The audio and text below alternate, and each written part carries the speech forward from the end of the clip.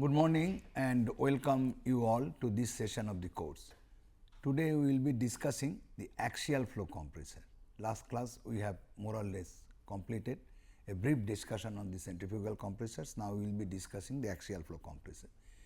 The basic principle is mostly the same as that of a centrifugal compressor. What is the basic principle? That by absorbing the mechanical energy from outside, the working fluid, which is usually air, gains its static pressure.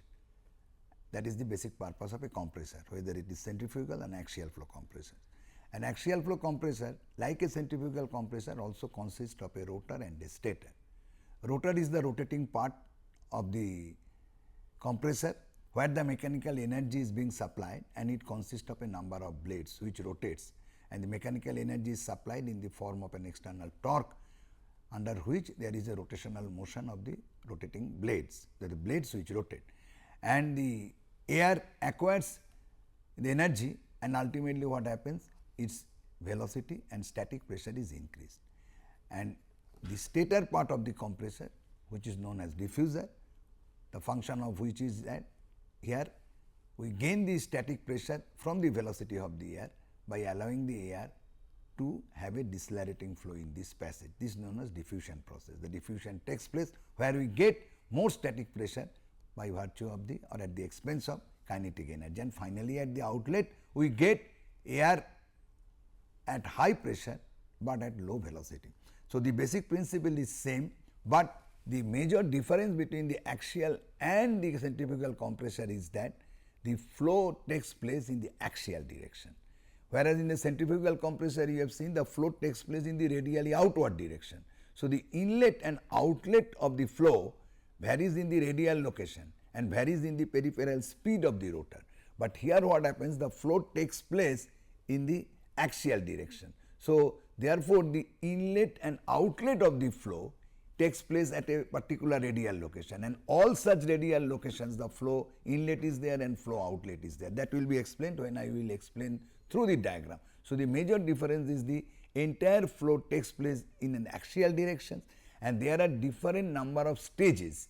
Each stage consists of a rotor blade or the rotor and a stator consisting of stator blades, and this way a stage is considered that a rotor and a stator and number of stages are there. This is the overall structure of an axial flow compressor that differs from a centrifugal flow compressor, which is a radially outward flow type. It is an axial flow type through number of stages. At the same time, you should know that this axial flow compressor, the advantage over centrifugal compressor is that it can handle a large amount of air. The flow rate is more as compared to the centrifugal compressor. It can run more efficiently with high flow. So, therefore, where the high flow is required, the axial compressor is axial compressor is important, high flow, and also the weight is low. Okay. Now, let me explain the overall structure of an axial flow compressor. You see that this is an axial flow compressor, axial flow compressor, axial flow compressor. Now, you see an axial flow compressor, how does it look? Here there are two types of axial flow compressor. One is the drum type, this is the drum type. I tell you drum type. What is the difference? I tell you, this is the disc type. Now, basic structure consists like that. There is either a drum, rotating drum, this is the shaft, or a disc on which these rotor blades are being mounted. This is the rotor blade, and these rotor blades, this is the drum type, is mounted on the rotating drum, and with the rotation of the drum or disc in a disc type, this is the rotor blades. This is the rotor blade. So, rotor blades rotate. So, these rotor blades and number of blades are there along the periphery of the drum. So, at any axial location you see there are number of blades. If you see this view, front view, you see one blade, there are number of blades in the periphery which are being attached to either drum or disc, known as disc type. And there is a stationary casing. This is the stationary casing, I write.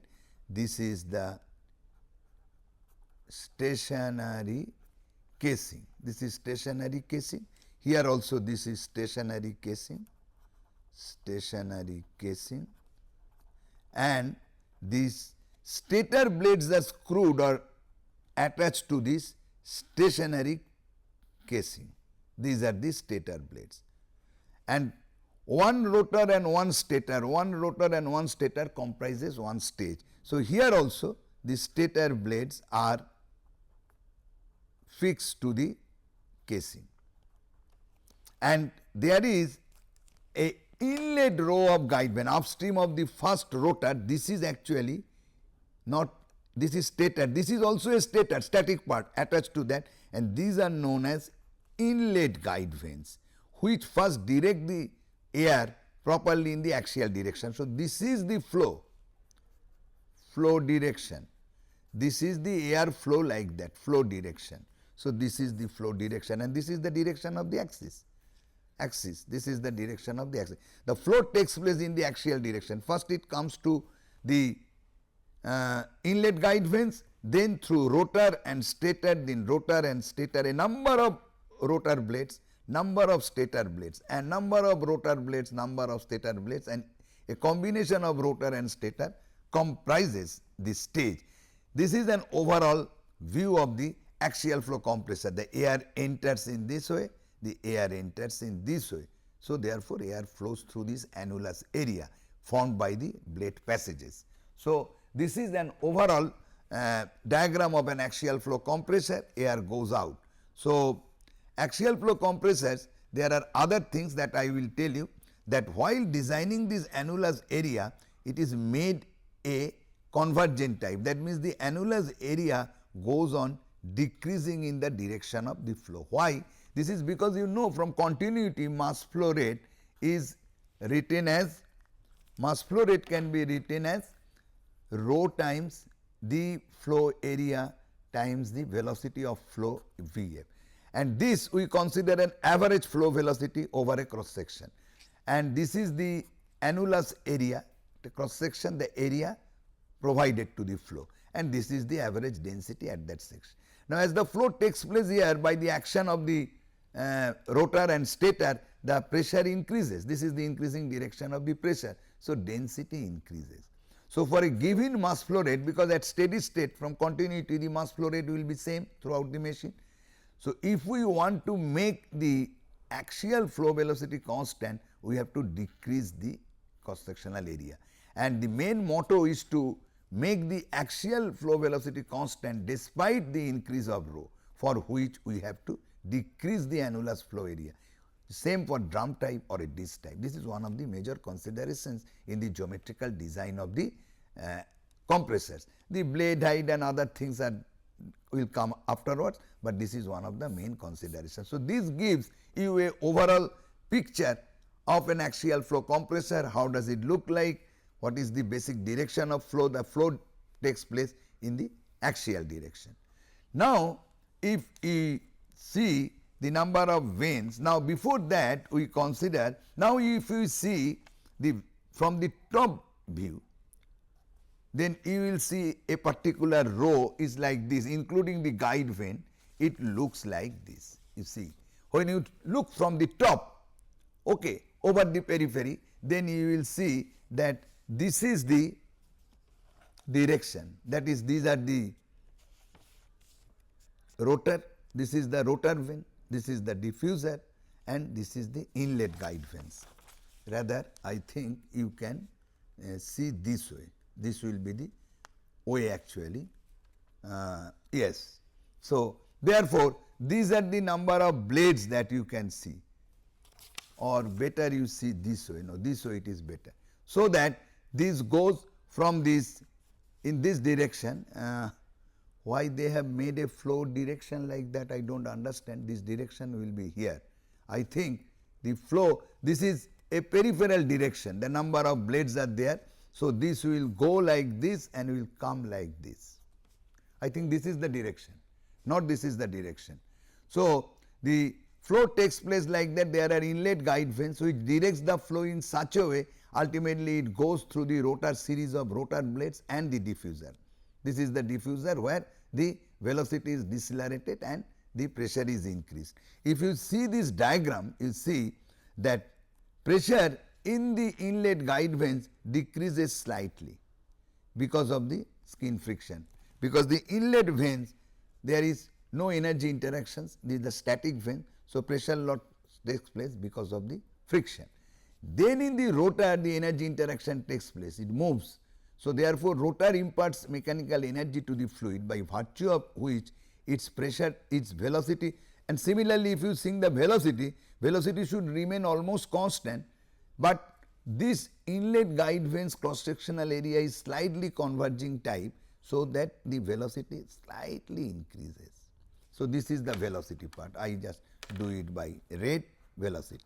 Then what happens by virtue of this mechanical energy given to it, the both velocity and pressure increases. This is the increase in the velocity, this is an increase in the velocity in the rotor because it gains energy there, and this is the increase in the pressure, and this is the static pressure. The increase in static pressure takes place because there is a divergence in the area. This flow passage area is made in such a way there is an increase in the static pressure while it flows through that. This is being reflected or manifested by a change in the relative velocity, that I will tell afterward. Then it comes to a series of stator blades known as diffuser. What happens in the diffuser? We get a rise in pressure, that is known as typical diffusion process. In respect to this deceleration of flow, that means the flow velocity is reduced. So, this is a typical pressure velocity diagram. This is the pressure, this is the velocity diagram while flowing through the rotor and diffuser blades, and upstream this we consider the first row of rotor blade. So, that upstream of that there are inlet guide vanes. Okay. Now, if you consider, you come to again this diagram that flow takes place at all radial locations. Now, if we consider the flow velocity Vf is uniform over all radial locations, and if we consider the flow at any mean height, that means at a mean height of the blade at a mean radius from the center, here the flow is basically two dimensional. The flow has got an axial component and a tangential component. The radial component is relatively less. So, if the radial component is less, we can consider the two components of flow, mainly in the axial, another is the tangential, which is perpendicular to this plane of the figure. Okay. And at the same time, if you consider the Vf at any cross section along the blade height, okay, at different radial location, if you measure from the center line, is constant, that means the uniform velocity distribution, which is also constant in the axial direction, for which the annulus area is reduced, that is different. But radially if we consider it is uniform and two component of velocity, then it is almost a two dimensional flow. This is a two dimensional representation of a three dimensional flow. So, with this representation, now you can have a look of the velocity triangle. Now, if you see that the same thing that we already shown, that a blade passage formed by the rotor and the stator. You see this rotor and the stator, that means this part, if we draw like this, that means if we see from the top this side, no? Sorry, now it is okay. Now if we see from the top the two rotors, earlier things were visible, no? Okay. So, two rotor blades and two stator blades, just a representative figure I show you. This is what? A representative blade passage formed by two rotor blades and two stator blades of a stage. Now, this is a stage, this is a stage, this is a stage. Now, what happens? The stage, at the inlet to the stage, the air comes with some velocity V1 with an angle alpha 1, which is nothing but the velocity coming out of the stator of the previous stage with some angle alpha 1, and this angle is made in the axial direction. This is the axial direction. You understand? This is the axial direction. So, this is the axial direction. This is the axial direction, axial direction, axial direction. Okay. Now, what happens? The rotor blade shape is like that, and if you see the velocity triangle, you see the velocity triangle is that. Here we can write that Vr1 is the relative velocity, as you know, that is V1 minus not visible. That is the problem with this, that they have not, this is not actually made in this proper way. VR1 is V1 minus U. Now, another difference is this from the centrifugal compressor. Here the, if you see this again, that the flow takes place axially. If we, this diagram is drawn at a section taken at the mean radius, mean height of the blade. So, therefore, here what happens, the inlet and outlet takes place at the same radius. We can take it at different radial locations. So, therefore, when we see the picture from the top, we see that the inlet and outlet of the air flow takes place at a given radius. So, the peripheral speed of the rotor is same depending upon the radius at that point. So, therefore, U remains the same. You see the inlet velocity triangle is like that. This is the absolute velocity with which the air strikes the rotor blade with an angle alpha 1 with the axial direction.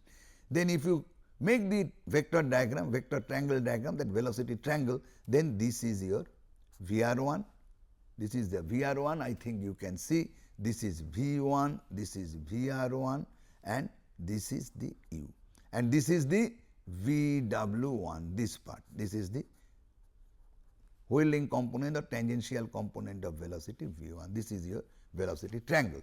And this velocity, because of smooth flow without incident loss, this beta 1 should glide, that means should match the angle of the blade at the inlet, and this is the beta 1. So, beta 1 is the relative velocity angle, which is the angle of the blade at the inlet.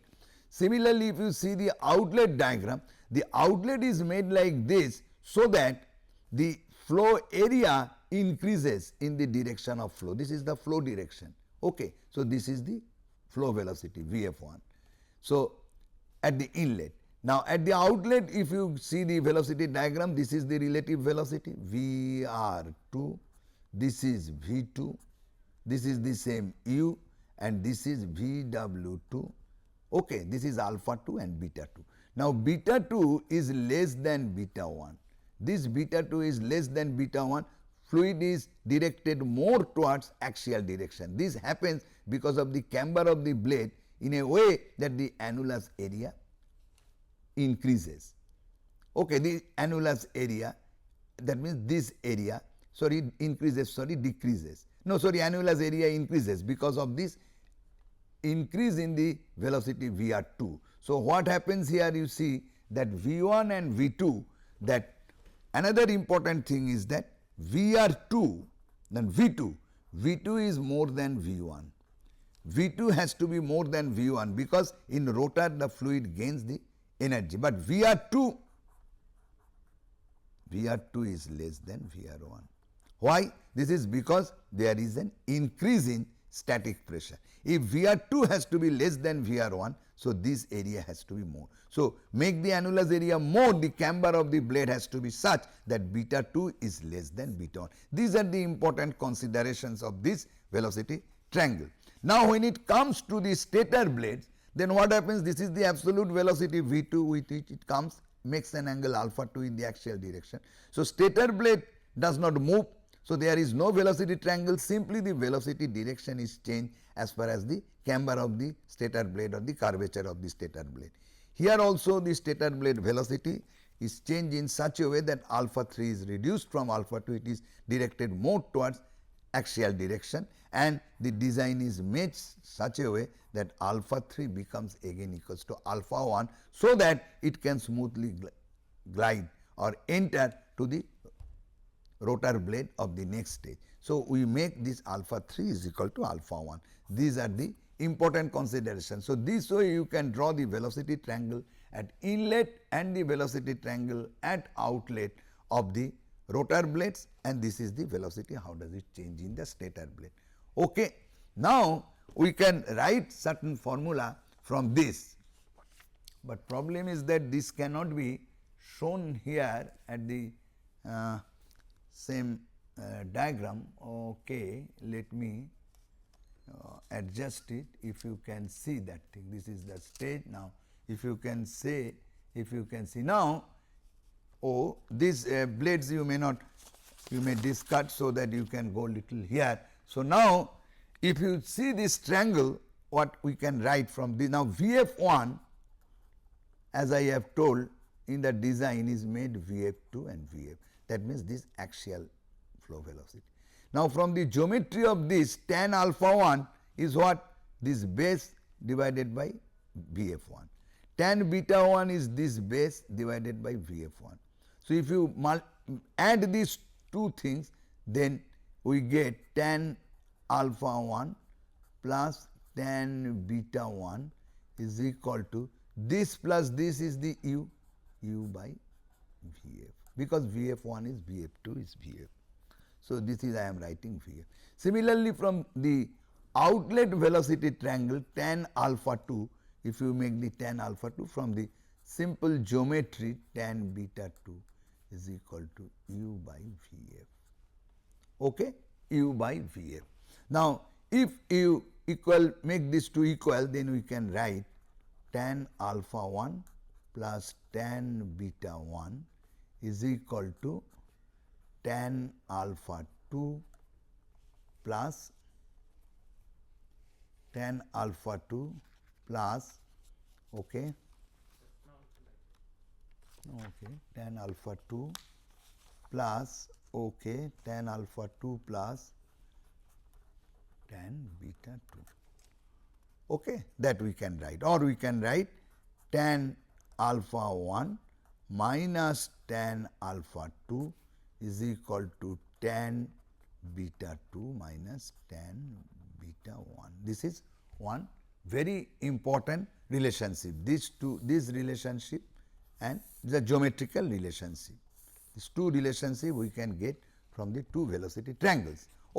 Now if we come to the work, here itself I can write. Now work, if you write here, now work per unit mass W by m, work per unit mass is nothing but, what is work per unit mass? We know from the Euler's equation that Vw2 u2, that is Vw1 u1.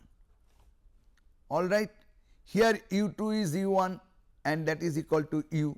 So therefore it becomes equal to Vw2 minus Vw1 into u. Why? Because u1 is equal to u2 is equal to u.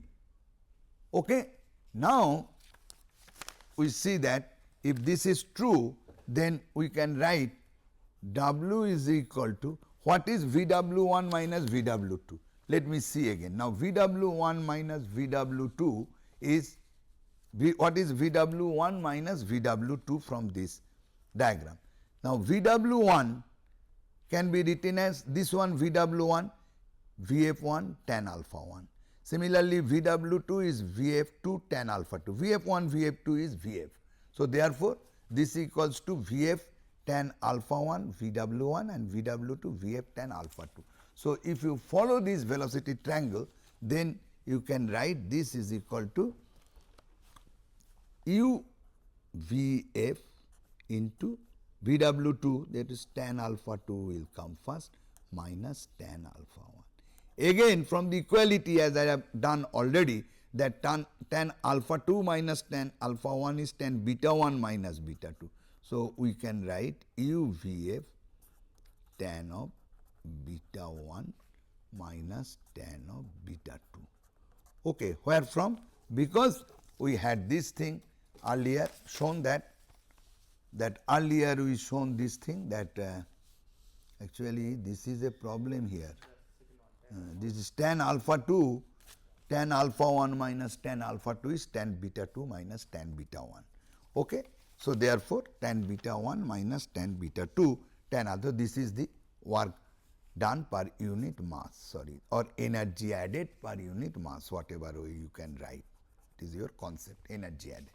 Now if you consider that the change in the stagnation temperature, which we call it the total temperature, I give the nomenclature delta T St. That means change in the stagnation temperature of the compressor, total change in that Cp is the total energy added to the air on the working fluid per unit mass, that will equate this one Vf tan alpha 2 minus tan alpha 1. I can write tan beta 1 minus beta 2, tan alpha, does not matter. Either of these two I can write, they two are equal. So, therefore, the increase in the stagnation temperature is given by this formula, which is very important, that increase in the tan alpha 2 minus tan alpha 1 divided by Cp. Now, what happens is that the actual stagnation temperature rise is less than this, and this is taken care of by a coefficient lambda, first of all let me write that, which is less than lambda, this is lambda less than 1, by this coefficient lambda, which is known as the work done factor. This is the lambda which is known as the work done factor. Lambda is work done factor. Now, this is mathematical. What is the physical meaning of that? And this lambda equals to 1. That means that the theoretically the energy per unit mass or work done per unit mass which we calculated is not actually imparted to the liquid, to the fluid, to the air here. A less amount is being imparted because of this lambda factor which is less than 1, which is known as work done factor. This is because of the fact that we assumed at the beginning this axial flow is uniform over the entire blade height. This is not so, and that creates a problem. Now, let us see that thing, that if we consider this way, if we consider the axial velocity, that is Vf, and if we consider this is the radial direction, r, and if we consider this as the blade height, rotor blade height, this is the blade height, this is the height of rotor blade,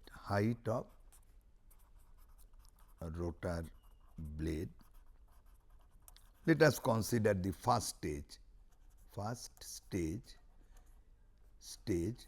Now, according to our two dimensional assumptions, we have considered that this is the dotted line I am showing, this is the axial velocity distribution. Over the blade height. This is the blade height. Here I cannot write because the space is not there. So, here it could have written the ordinate is height of the, that is the radial direction, and this is the height of the rotor blade. I just make a hatch like that for your understanding. So, uniform distribution. But what happens in practice, because of the three dimensional effect, the velocity distribution is not uniform. The flow velocity distribution, this is the axial flow velocity Vf. So, distribution become like this, some peaky at the center, and then again it reduces. So, this becomes the distribution of the axial velocity. Actual distribution becomes like that instead of this uniform one. And if you go to further stage, for example, a fourth stage, number of stages are there, or fifth stage, some representative blade height also will change as you go on, that there is a decrease in the area. However, I show you with the same height, fourth stage for your understanding. So, if this is the Vf, this is the blade height, the same diagram, but it looks like that this is the uniform one, the axial velocity. This becomes more peaky, little this side, and after certain stage, this velocity distribution, which is skewed with a peak, becomes almost same like the fully developed flow type. But because of this distribution not being uniform, what happens? The work done per unit mass is changed, which is taken care of by the lambda. Now, after this, I will show you that you can have some idea that if I express the work done per unit mass W by Vf. Now, W per unit mass is, now we can write W per unit mass as U Vf into tan beta 1 minus, as I have done earlier, tan beta 2. This I can write. Now, we know that tan alpha 1 plus tan alpha 2 is tan beta 1 plus tan beta 2, that we know, or we can replace tan beta 1. Another result I know, that what is this, that tan alpha 1, again we know that tan alpha 1 plus tan beta 1 is U by Vf. That I know. Now, I can replace tan beta 1 in terms of tan alpha 1 and can get this expression U into, now Vf, tan beta 1 I can write tan U by Vf minus tan alpha 1 minus tan beta 2. This is the way I can write. Why, you will understand now. If you take U here, then you can write U minus this Vf cancels, Vf into tan. Now, this tan alpha 1 and tan beta 2, this alpha 1 and beta 2, this is fixed. This is the outlet angle of the rotor blades and this is the alpha 1. That means, this is the outlet angle of the stator blades or the angle of the absolute velocity at the inlet of the, that is the inlet of the rotor blade. Okay. So, if these are fixed, then it is seen that for a given peripheral speed at any height, the work done per unit mass depends upon Vf.